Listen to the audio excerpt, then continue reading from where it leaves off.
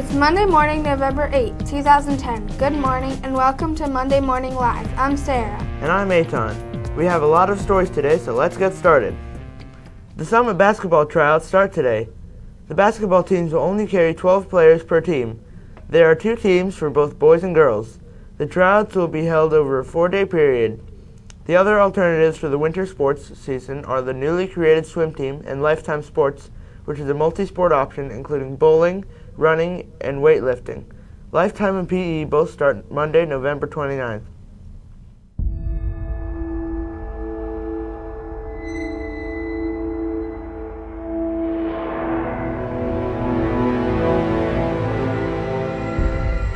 No sign of him, my lord.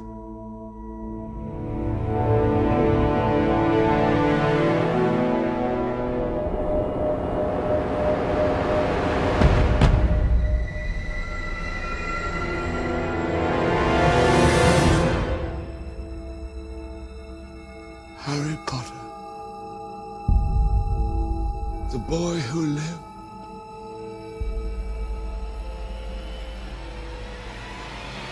come to die.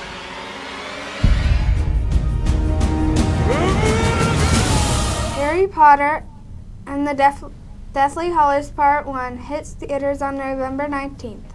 We last saw Harry and the Half-Blood Prince back in July of last year. That movie left off with Dumbledore's death, leaving Voldemort at large. In this new adventure, Harry has finally come of age and must start his journey to defeat Voldemort for good. Voldemort is not easy to kill, though. He has made a series of Horcruxes, which is a trap parts of soul. Unless he can find all the Horcruxes and destroy them, Voldemort will prevail and rule the world. Will Harry succeed? See the movie on the 19th to find out. The Upper School Comedy is Thursday, November 18th. Entitled Becoming Shakespeare, it will be performed by 8th and 9th graders. The comedy starts with the question, what was Shakespeare like as a teenager? In the play, Shakespeare is an 18-year-old and hangs out with student actors at school. The Lovitts came up with the idea when they went to New York and saw a one-man show on Shakespeare. After seeing that play, they thought they could improve the script and came up with Becoming Shakespeare. We're looking forward to seeing you there. Let's go now to Emma for the Monday Morning Live editorial. Emma? Thanks, Sarah. Don't you think Summit needs more social events than just 4 dances for the upper school?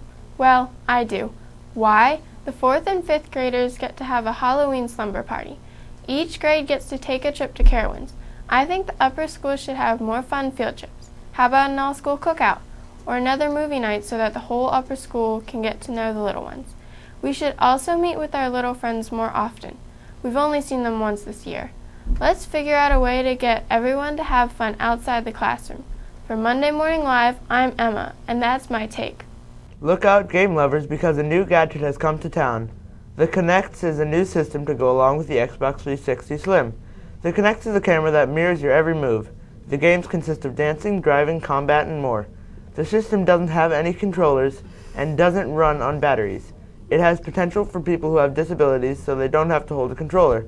The Kinect came out on November 4th. 2 weeks ago, the 8th grade took a trip to Colonial Williamsburg. The 8th graders get to go every year. They do many activities such as air games, firing a colonial musket, and went to the governor's palace. Lily Myers told Monday Morning Live, the point of the trip is to learn the history of Williamsburg and how it relates to the founding of the country.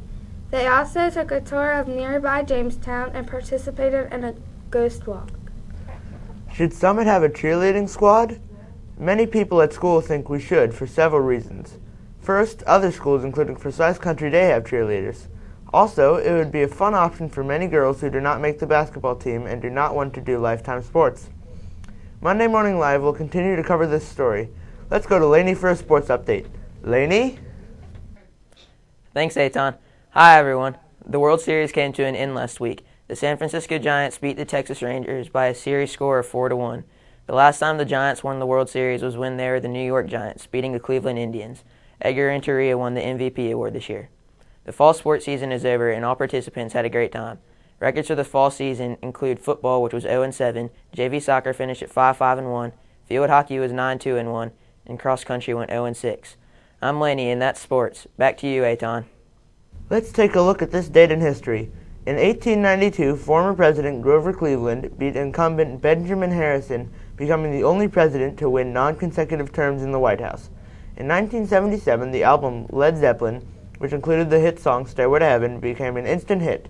In 1988, Vice President George H.W. Bush won the presidential election, beating Massachusetts Governor Michael Dukakis.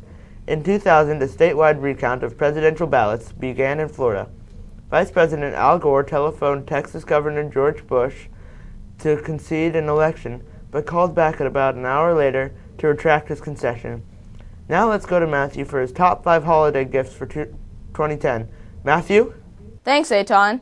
The next gift holiday coming up is not Thanksgiving, but Christmas. So here we go with the countdown. Number 5, Buckyballs, rare earth magnetic toys. This is just plain cool because these magnets can be molded, shaped, and the possibilities are endless. Number 4, Rubik's Slide. This is a digital Rubik's Cube with over 10,000 brain-challenging puzzles. Number 3, iClops mini projector.